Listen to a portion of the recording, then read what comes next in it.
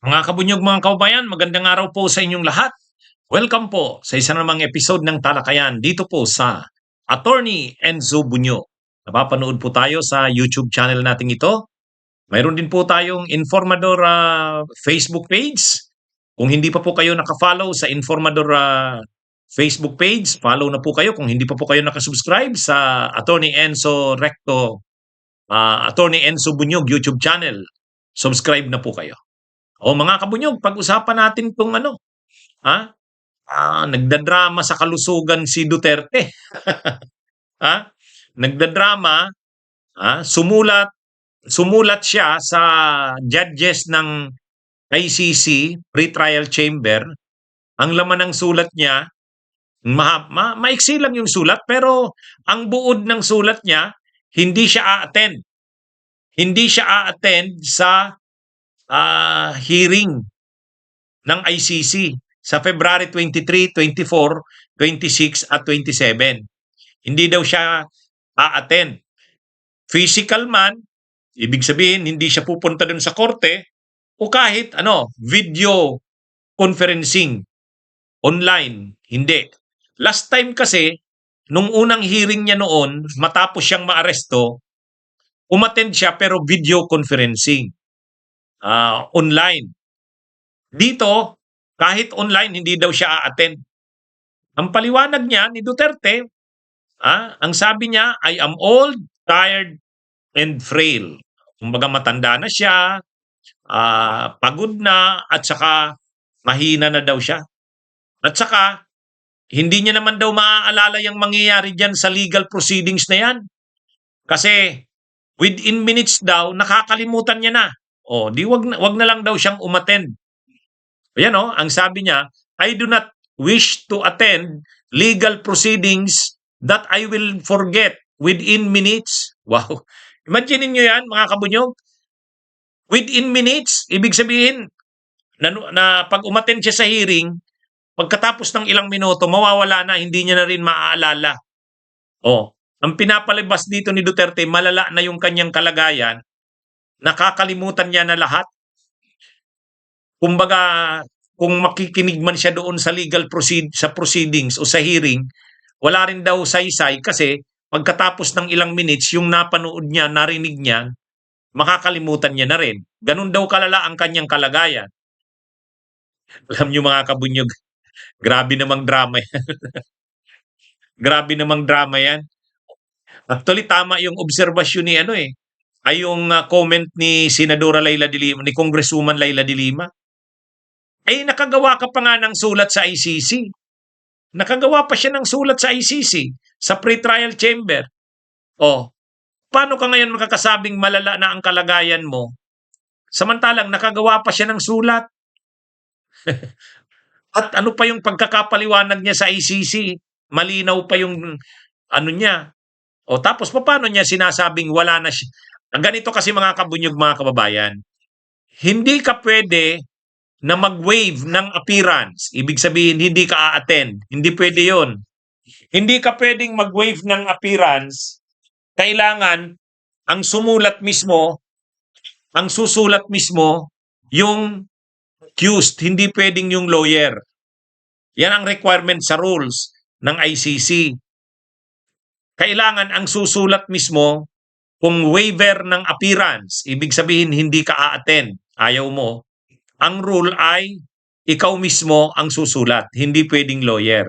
Ngayon, ang problema, 'di ba ang sabi nila, hindi na kayang sumulat ni Duterte, hindi na kayang mag-isip ni Duterte kasi na siya, yung cognitive niya, sira na, wala na daw. Hindi na. Paano siya makakasulat kung sira na yung kanyang pag-iisip, cognitive niya, hindi niya na naiisip 'yan. Ang problema naman, pag hindi naman siya susulat, hindi naman siya pagbibigyan. Kasi ang nasa rules, dapat siya ang susulat. Kung waiver, i-waive niya. So ang ginawa nila Kaufman, magaling din ito magdrama si Kaufman eh. Ang kaya lang daw ni Duterte, maalala, mga ilang minuto lang or oras. Pagkatapos daw doon, wala na. Kaya ang ginawa daw ni Duterte, sabi doon sa sulat ang ginawa ni Kaufman, habang kaya pa ng isip ni Duterte, re-record na nila. Pagka-record nila, nakalimutan na ni Duterte yon. O, pinaliwanag nila, tapos pinapirma na. Pagkatapos naman pumirma nun, limot na naman. Kumbaga, ang pinapaliwanag nila, masyadong malala na ang sitwasyon ni Duterte. Kaya nga hindi daw ito attend kasi sabi dito ni Duterte, I do not wish to attend legal proceedings that I will forget within minutes. Ganun ba? Ganun na ba kalala si Duterte? Ha? Kaya nga, ang sagot ng ICC, ito yan ICC statement, ito yung ICC statement on former President Rodrigo Duterte's letter waiving his appearance at the confirmation of charges hearing. Anong sagot ng ICC? It is just a request from the defense for now. It will be for the ICC judges to decide on it at this stage. O yun. Ibig sabihin, kahit may sulat si Duterte na hindi siya makaka-attend kasi hindi na raw kaya ng isip niya. Kasi pag-attend daw, pagkalipas ng ilang minutes, nakakalimutan na rin. Ang sabi ng ICC, hindi automatic yan. Hindi naman ibig sabihin na nag-request siyang hindi a-attend, pagbibigyan na yan. Didesisyonan pa ng judges. Kasi ang gusto ng judges, makita talaga si Duterte. Ano ba talaga? Kasi ang sabi, malala na. O sige, dalhin sa korte, tingnan natin kung malala na nga talaga ang kanyang kalagayan. Mukhang sobra naman ang drama nito ni Kaufman para kay Duterte. Hindi daw makaka-attend sa physical, yung face-to-face. Hindi daw makaka-attend. Kahit sa video conferencing, hindi rin daw. Bakit? Ang rason, wala namang saysay na umattend siya kasi kapag umattend siya sa video conferencing, pagkatapos nun, within minutes, limot na rin. Kaya wag na lang daw. Parang ang pinapakita ni Kaufman, masyado nang malala ang sitwasyon ni Duterte. Ang problema ay siyempre ang sabi ng ICC, hindi pa namin matatanggap 'yan. Hindi pa sigurado 'yan na hindi napapayagan niya na hindi umattend. Titingnan pa muna ng pre-trial judges ng ICC kung pagbibigyan siya. Kaya pag pwedeng ang paano niyan, ang gagawin ng ICC dalawa eh. Una, mag-attend. Hindi pwedeng hindi. Kahit video conferencing, padaluhin. Yun ang pwede. O kaya, pagbigyan talaga na hindi pwede. Nag-waiver si Duterte. Sumulat para hindi na daw siya a-attend.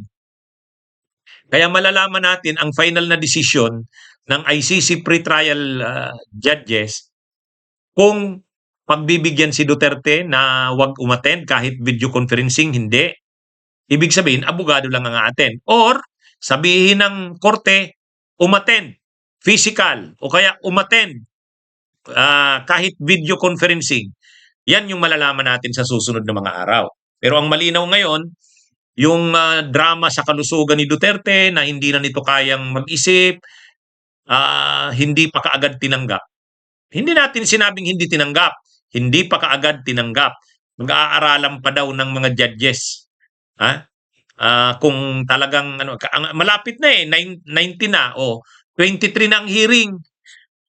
23. Kaya mula 23, 24, 26, 27, tuwing alas 5 ng hapon, mag-abang kayo sa aking pages at channels. Ila-live stream natin ang hearing na yan. Anyway, mga kabunyog, mga kababayan, yun na nga, ang impormasyon, ayaw ni Duterteng umattend. Wini-wave niya. Dati kasi umattend siya noon, video conferencing. Ibig sabihin, video online. Ngayon, kahit video ayaw niya. Video conferencing. Totally, ayaw niya. Bahala na yung abogado niya si Kaufman na umattend. Ay hindi naman pwede yun. Papayagan lang yan ng ICC sa napakalalang mga sitwasyon. Hindi naman malala pa ang sitwasyon ni Duterte. Kaya lang ang sinasabi ng kampo ni Duterte sa pamamagitan ni Attorney Kaufman, malala na daw ang sitwasyon. So abangan natin kung pagbibigyan siya. Pwedeng pagbigyan or pwedeng hindi. Kaya malalaman natin, mga kabunyog, mga kabayan. Magandang araw sa inyong lahat.